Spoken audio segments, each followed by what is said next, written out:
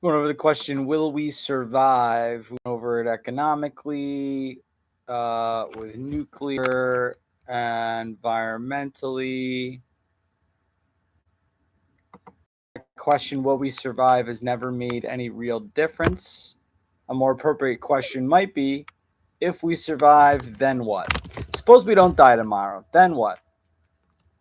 Suppose your enterprise doesn't fall apart in the next year, then what? Suppose things go well and we keep being viable, then what?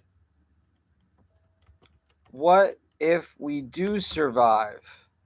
So the question for this video, it's the question designed to create a space out here and which something can show up. It's not a question designed to get an answer. You understand? That this is not a question designed to get an answer. We talk about answering it, but it's not really designed to get an answer. It's designed to give some freedom in which to be, some freedom to look around, some freedom to experiment, freedom to move in. So the question is, does my life really matter? Very few people ask that question very often. People are always asking the question, will I survive? But almost never do you and I ask the question, does my life really matter? Do I make any difference? Does anything really make any difference? Is there such a thing as making a difference? So we're going to look at that question now. Not only are we going to look at that question, but we're going to look at it in a way that actually makes a difference. See, people have been asking that question, do I make any difference, in ways that haven't made a difference for a long time. Comes up a lot, but it never makes any difference. So then people stop asking it.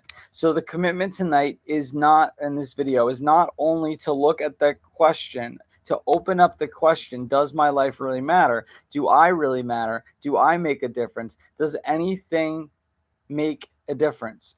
But to look at it, to interact with it, open it up, and ask it in a way that actually makes a difference in my life, in your life, a difference in the lives of our families, a difference in the lives of our organizations and enterprises, a difference in society. I want to ask that question in a way that makes a difference to society, that actually makes a difference. So that's what we're going to be doing. Most of us, at one time or another, have had the feeling that something is missing from life. If we take a and care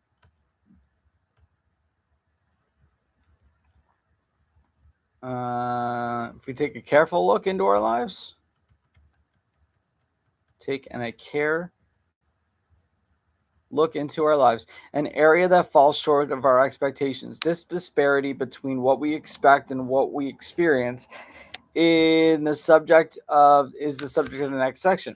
I want to do a little bit more hard, honest, deep looking, and I want to look at something that we ordinarily don't talk about with each other. Particularly, we don't talk about it in polite company.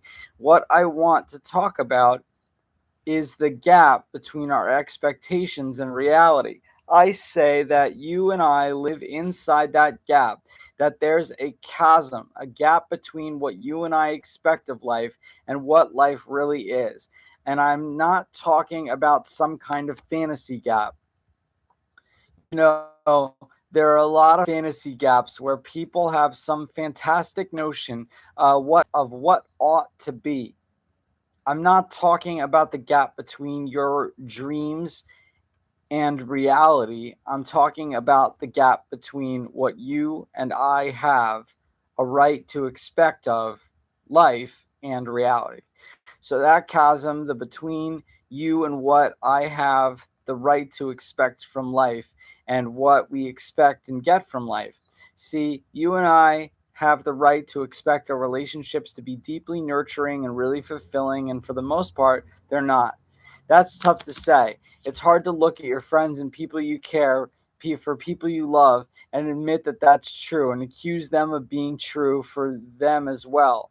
but damned if it's not true, and that there is a gap between what you and I have the right to expect in terms of fulfillment, in terms of nurturement, in terms of beauty, in terms of our relationship, and what we actually get out of the relationships. Yes, you and I get along, and I know it's good, and I know nice things have happened, and I know that your relationship is totally justified. I'm not attacking you on the basis of that your relationships are unjustified. I'm attacking us as a society, and it's not an attack. It's an attempt to open our eyes, to get beyond our arrogance, to just tell the truth about the fact that we live in this gap, the gap between what we really have a right to expect. You and I have a right to expect our relationships to be fulfilling, profoundly fulfilling.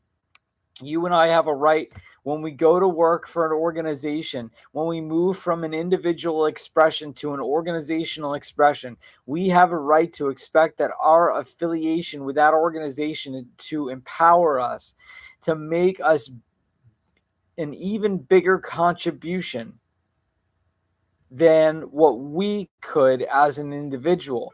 We have a right to expect that being a part of the organization will enlarge our sense of having expressed ourselves, of having been that which we know we are. And by God, that isn't the way it is. People go to work for corporations, for organizations, and find out they've got to give up a piece of themselves. They've got to trade in the sense of fulfillment, of self-expression, fulfilling their self-expression for a paycheck and security and for a title. And we got a right to expect that it would be otherwise.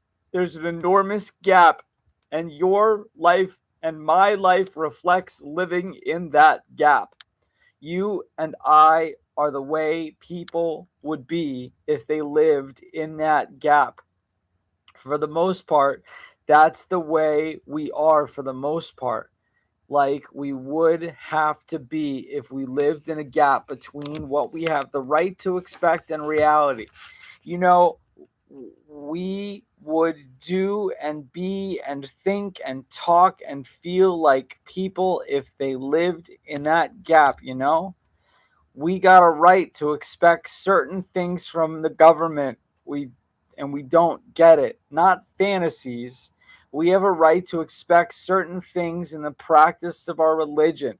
And for the most part, people don't get it. We have the right to expect, and all over the place there is a gap, and a no kidding gap.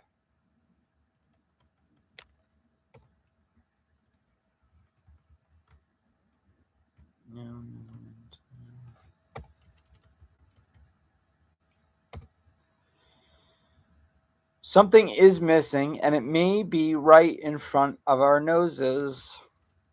It may not be around at all, but something is missing. This gap in which you and I live, this gap which life is a reflection, or as life is a reflection of, tells clearly something is missing. And what we're providing is not allowing it to show up. It isn't going to show up on this train.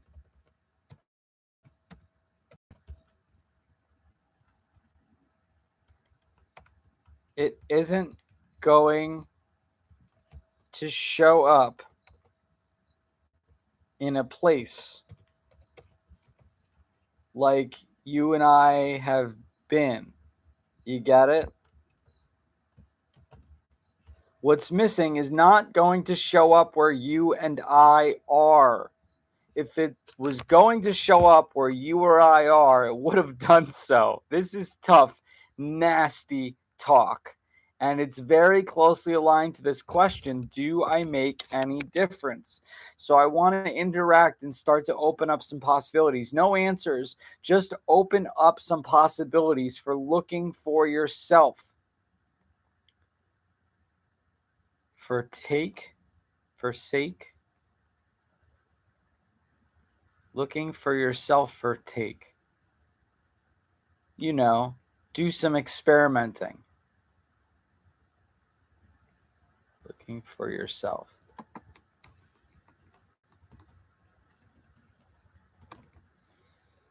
You know, moving around, some experimenting, looking over your shoulder, taking a look up and above and down below and get down under. So I want to ask a question, and I'm going to ask the same question in a number of different ways. The question is, where is the future? See, what is missing is going to show up in the future. I want to know where the future is now. I'm going to tell you what the answer that most people will give in my mind. The future lives in my mind.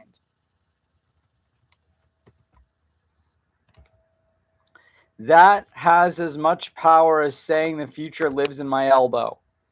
I want you to see that that kind of relationship to the question doesn't make any difference. I know the answer, the future lives in my mind, is plausible and sensible and logical and rational and realistic, quote unquote, but it doesn't make any difference. Can't you see that the answer doesn't give you any real power? I'll ask it in a different way. Same question. Really, where is what isn't? Where is what isn't? Now, don't tell me it's where it is, because it isn't there. Now it'll be there when it's what is. But I want you to know where it is when it isn't. See, I want to know where relativity was before Einstein. I want to know in what domain did Einstein had the function to get relativity. I want to know where is what isn't now. Where is what's missing? Where is it? Now, one of the things I want you to take a look at is that nothing is missing for a dog. There's nothing missing for a dog. Dogs don't have anything missing. So what's missing is not in perception the future. It's not in perception. It's not in a picture. Dogs have perceptions and pictures. So where is a chair? Where is a chair? A chair.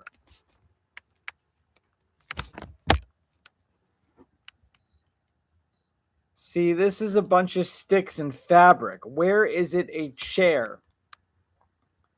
And the words are very precise. Where is it a chair? Where does it show up as a chair?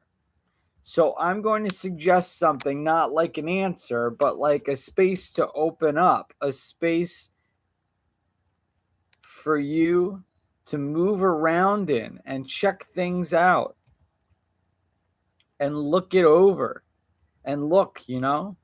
So this is not an answer. This is really a question. I want people to understand it's a question. So what I'm doing is creating a question. So don't listen to it like an answer, because as an answer, it's not worth anything.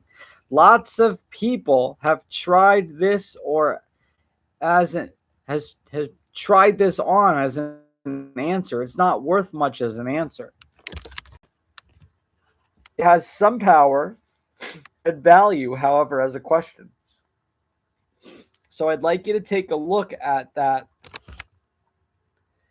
The future exists in language, not mere words. When I say language, I don't mean words. I don't mean not words either. I don't not mean words either. But I don't mean only words. See, let me show you the language chair. My sitting down is actually an interpretation that this is a chair. What you just saw me languaging, chair. I want you to see that this is This is interpreting this stack of wooden fabric as a chair. I want you to see that it's actually language in action. So I mean something a little broader than words, something bigger than syntax. I don't mean linguistics. I simply mean that there is a distinction of the possibility of being in language that doesn't exist without language. I'm suggesting that being is in language. I didn't say things are language. I said being is in language. Where being shows up is in language, not like an answer. I'm not giving you an answer. It's like a possibility. It's like opening something up. See, it begins to shatter your whole notion of reality and your relationships that with that being lives in language.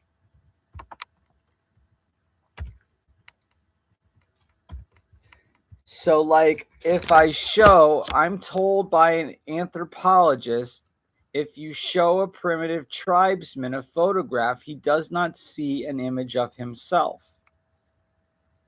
What he sees are black and white spots. So is there a photograph there? Is there a photographic image there? Is there an image of the tribesman? The tribesman got all the equipment that the anthropologist has got. The anthropologist says he doesn't understand. So the anthropologist then explains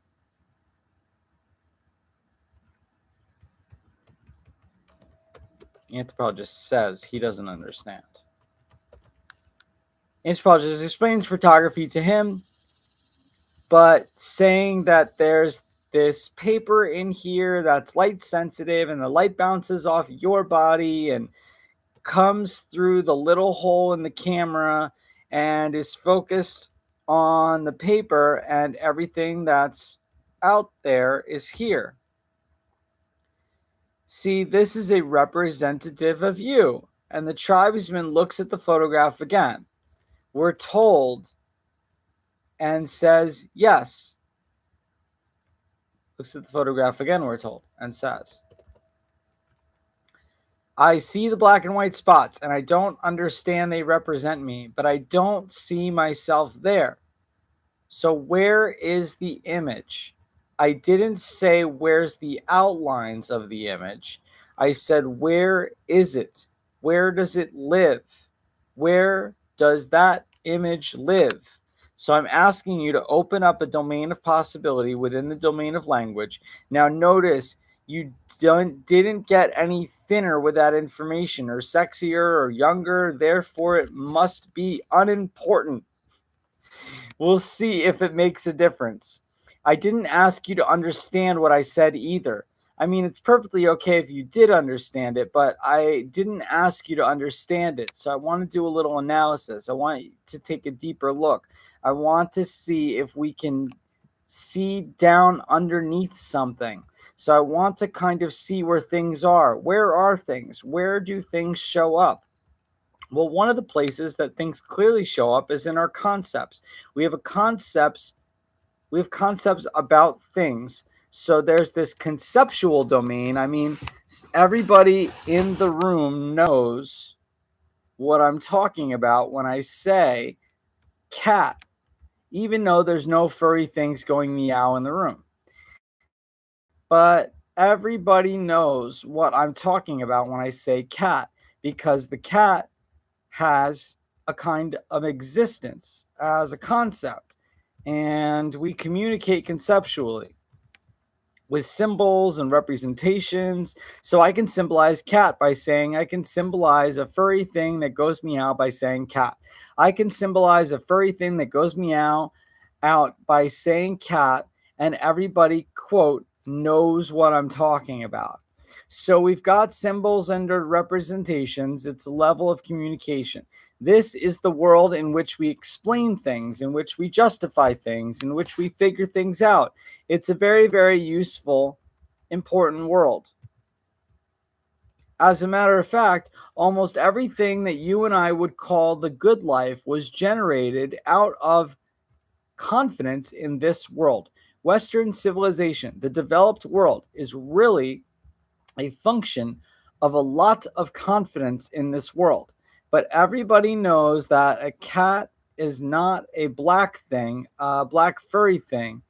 So we know that things are not only concepts, but there is also the presence of things. And most of us are smart enough to to tell that being in the presence of is different than being in the concept of.